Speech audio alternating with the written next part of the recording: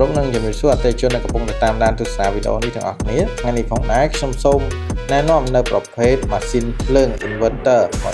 model ថ្មីទាំងពីរ model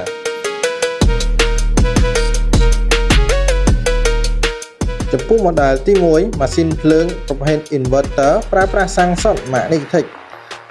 model NCG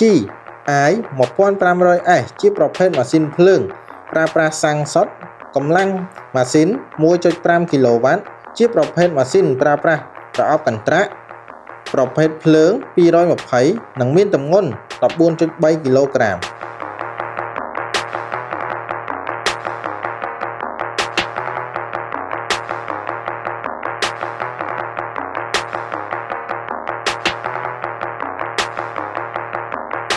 ម៉ាស៊ីនភ្លើងខ្នាតតូចប្រភេទនេះអាចប្រើប្រាស់បានជាមួយនឹងឧបករណ៍ដូចជាម៉ូទ័រស្វានបុក3តង់កម្លាំង900វ៉ាត់និងប្រភេទម៉ូទ័រស្វាន13លីកម្លាំង900វ៉ាត់ក្នុងពេលតែមួយ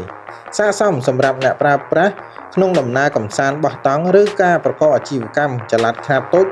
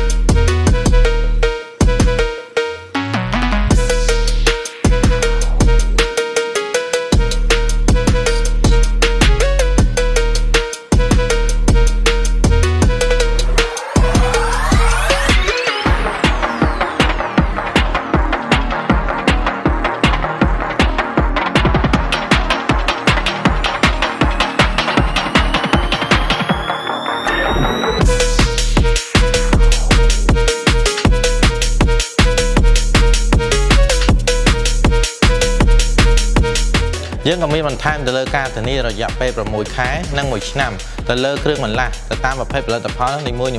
និងមានការធានារយៈពេល3ឆ្នាំទៅលើសេវាកម្មជួសជុលជាពិសេសយើងមានដៃគូជួសជុលទូទាំង25ខេត្តក្រុង